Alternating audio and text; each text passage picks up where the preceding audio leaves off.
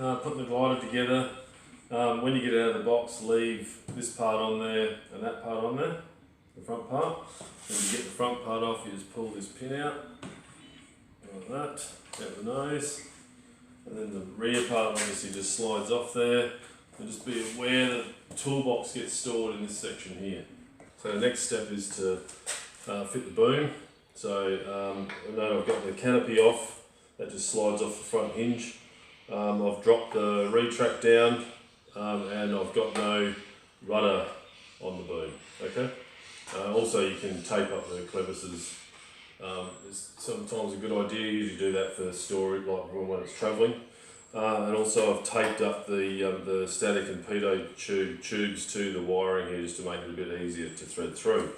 Then juggle that through the two holes in the fuselage.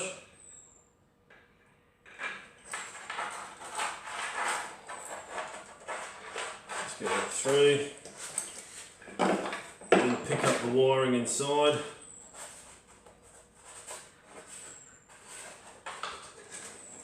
And have it hold it in your hand there. I've just got a bit of tension on it, holding a bit of tension on it, so you can move it. And you're moving it obviously here with your hand, and then give it a good slam together, like that. Check that the wiring's not bunched up, and the other check you need to do is to check because this is the weak point of the whole glider. Now, not structurally, but having this stay together is the weak point. I've never had it come apart, but the things that you need to check, because it's a tapered fit, is it's critical that it has a gap here. So the way you just check that, bit of paper in there. If you've got a paper width around it, it's pretty good. Worst case scenario, if it's not a paper width, you can sand the face of the boom off. Just give it a very slight sand, but I haven't done that to date. Just do that, and that's together like that. So as long as it's gone together with a nice clunk, most important step is taping it together. So I clean it down with always clean it down with some wax or grease remover like Prepsol to make sure you got all the sticky off. Detergent doesn't seem to be enough.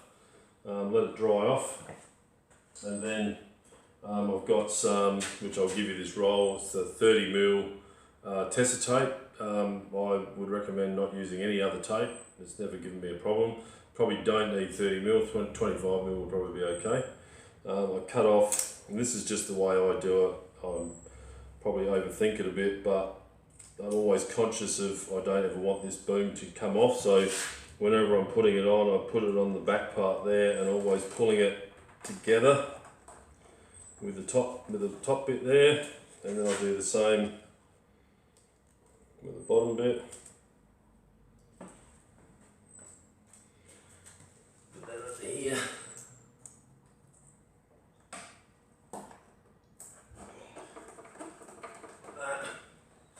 And then I overlap this around the boom. So the best way I've worked it out is you have to put it at a bit of an angle. You've got to work out which that angle is. And wrap it around one side. You know, you're not going to see this on the camera. Around there.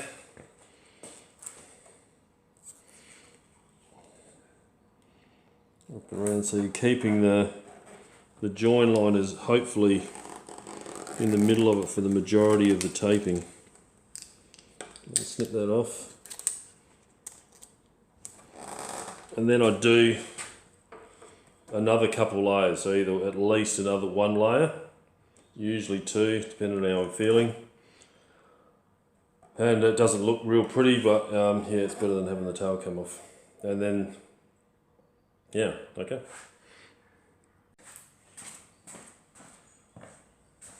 So that's that. So the other thing is that when I'm moving the glider around the field, I don't ever pull the glider backwards because of this. As I said, it might just be in my head, but I always like to be pushing it forward. So you're never sort of pulling on that tail to pull it apart.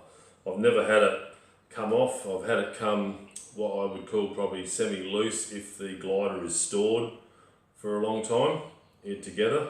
So if I go to a multi-day flying weekend, I would, if you leave it in a hangar overnight, that's fine, but every day at the beginning of the day I'll probably take it apart and just pop it back together, retape it just for my own sake. I did an experiment when we were overseas, and about every second day was what was required. It did come a bit loose just from the thermal expansion. I think if it's in a cold workshop or shed or something overnight, it can change, so just to be safe I just retape it.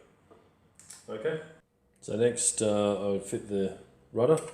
So rudder's got a Allen headed screw in there which pulls the wire out. Pull the wire out.